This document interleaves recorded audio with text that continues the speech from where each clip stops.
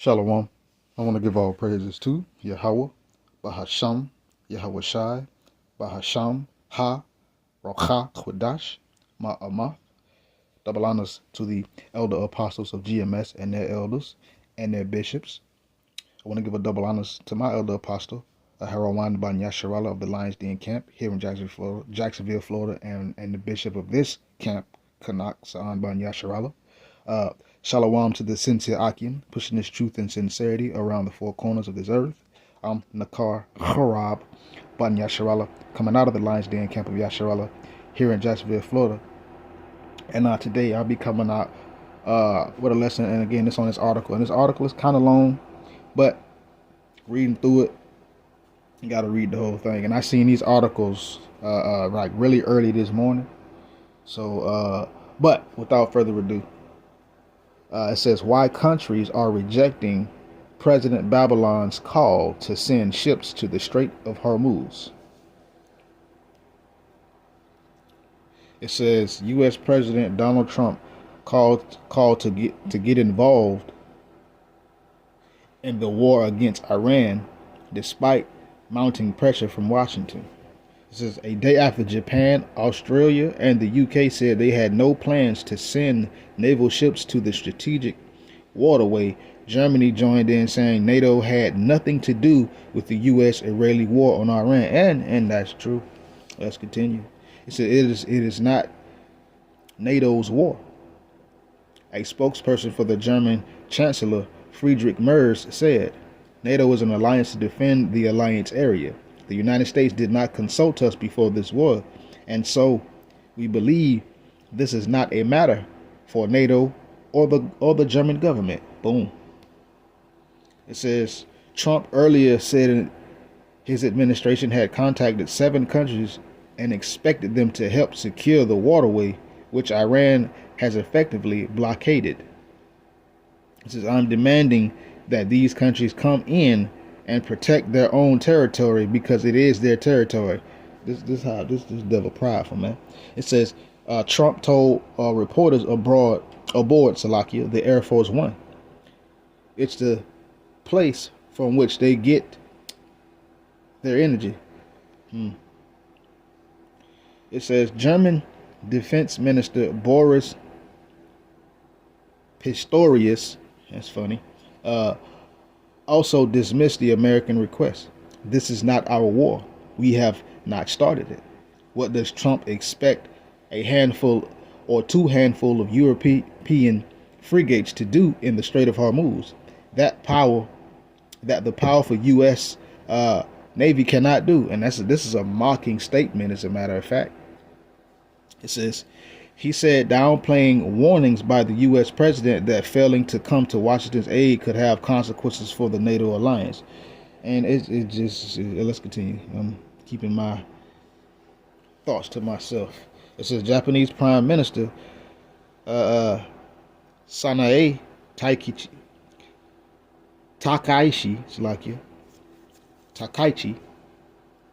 earlier said that the U.S. had yet to make any formal request for assistance.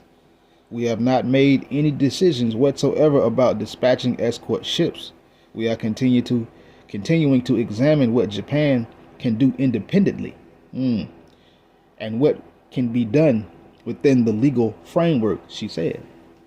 So these other nations are not backing Babylon America with this supposed war over there in the east. It says Miss Takaichi said, it's like Miss Takaichi told lawmakers, legally speaking, this is very difficult. We are carefully examining what can be done within the scope of current laws and what is the best course of action at this time. At the same time, we are continuing to engage with Iran to help de-escalate the situation, while also exchanging information with various countries. And see what Babylon America don't know is Japan and Iran. Japan trying to strike a deal with the oil thing and some other stuff, but that's what's going on right now. So basically, the way these countries and their leaders are wording or putting their response into words, translation, We're not finna help you. We're not finna go and jump in a fight that we didn't start. You know what I'm saying? But let's continue. It says Japan has begun releasing oil reserves to stabilize supply, but says sending its self-defense forces abroad would be politically sensitive. Translation, it would be stupid and it would be detrimental. Takayuki Kobayashi, the policy chief of Takaichi's ruling Liberal Democratic Party, said the threshold for military involvement was extremely high. Meaning, translation, it's dangerous to do so, to join in.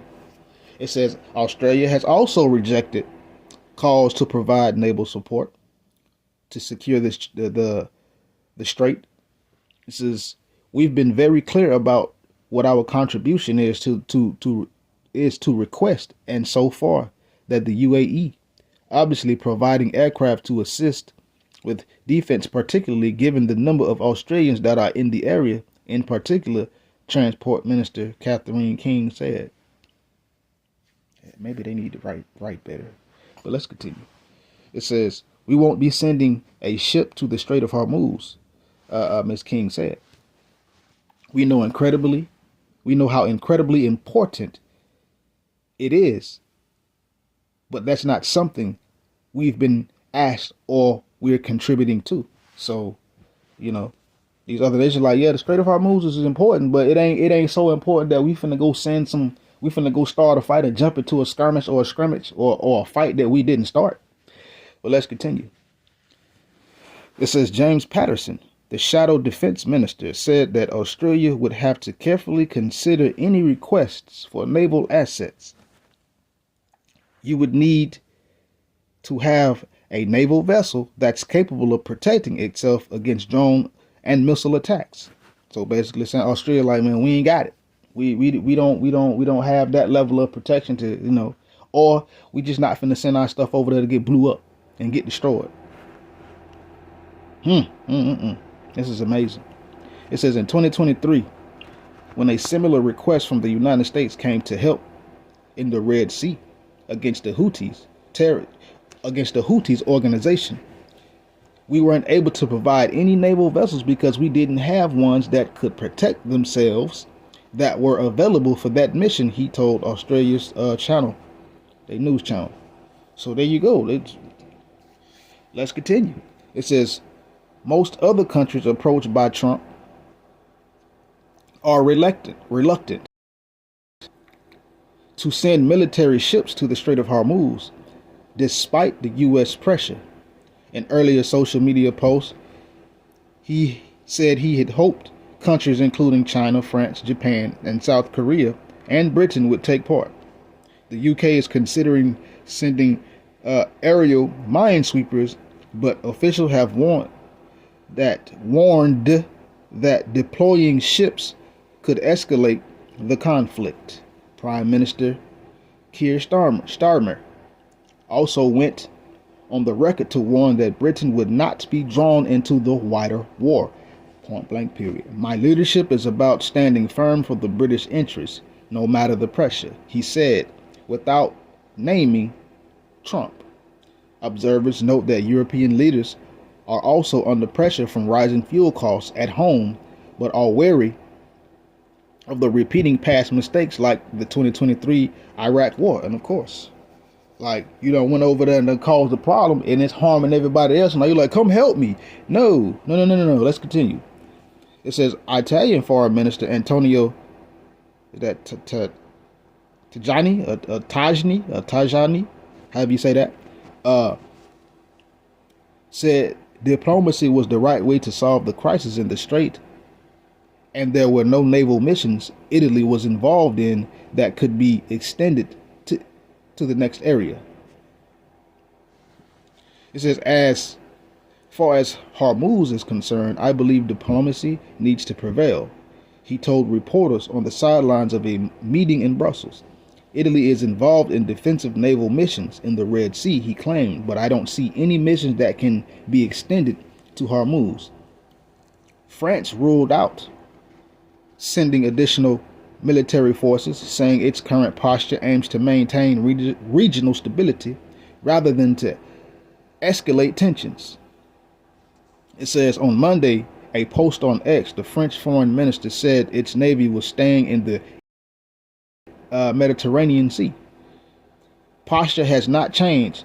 Defensive it is. So they were like, that's where we stand at. In our posture, we not moving. It says the Dutch Prime Minister Rob Jetten said it would be very difficult to launch a successful mission in the short term, according to countries ANP News. It says Luxembourg Deputy Prime Minister Xavier Bettel said his country would not give in to blackmail from Washington. Don't ask us, oh man, to send troops, he told reporters in Brussels. This is just flat out no's. It says Greek government, god darn, all the nations. But that's what the Lord said was going to happen. See, I read some of this article, but I didn't read all of it. I read some of it. It says Greek government spokesperson Pavlos Marinakis or Marinakis said his country would not take part in any military operations in the Strait of Hormuz. This cold, flat out nose. It says Denmark, a country which has clashed repeatedly with Trump over his demands that it cede Greenland, said even if the EU did not agree with the war, it should consider helping. Okay, all right. Opening the strait. It says, even if we don't like what's going on, I think it's wise to keep an open mind on whether Europe. Danish Foreign Minister Lars Lok Rasmussen said, in some way we can contribute, but with a view towards de-escalation. This is in an interview with the Financial Times on Sunday. Trump warned NATO faced a very bad future if his proposal for a military operation in the Strait was ignored or rejected. Well, you can count on your hands how many countries done rejected or denied. And a lot of those countries were American allies. And it is what it is. It says, Kaja Kallas, the Europeans' top diplomat, said on Monday, this is not Europe's war, but Europe's interests are directly at stake. That's why they're not coming in. That's one of the main reasons, I would say. It says she met foreign ministers from across 27 nation block in Brussels. It says she added, for the time being, there was no appetite in changing the mandate of the operation at Spides. How do you say that? It says in Asia, South Korea has not committed either way, saying they'll continue to communicate closely with the U.S. regarding this matter and make a decision after careful review. Translation, we ain't finna do that. It says, it was reported last week that China had been in talks with Iran about ensuring safe oil and gas passage. Yeah, because China and Iran are allies. So like, yeah, hey man, I understand you got something going on, but can you make sure we good? You know what I'm saying? But that's basically how China is like, yeah, but just make sure we good. I mean, you can flying flip phone by everybody, but just so we good. You know what I'm saying? But let's continue. This is, however, the U.S. president said he might postpone his trip if it did not provide assistance. Okay. This is, I think China could help too. China gets 90% of its oil from the straits, Trump said. It says, we may delay, he said, in reference to his visit to China if China did not offer support in the Gulf. China's not finna offer support in the Gulf. Like, how the heck you gonna call on your enemies or people that you turned into enemies to come help you? That don't make no sense. It says on Monday, Trump claimed that numerous countries have told me they're on the way without naming any. That's a lie. It says some are very enthusiastic about it. No. What country you know that's very enthusiastic about going to war or jumping into a battle that doesn't concern them? Name one country that's about being enthusiastic about that. But let's continue. And it says, and some aren't. Some countries that we've helped for many years, we've protected them from horrible outside sources.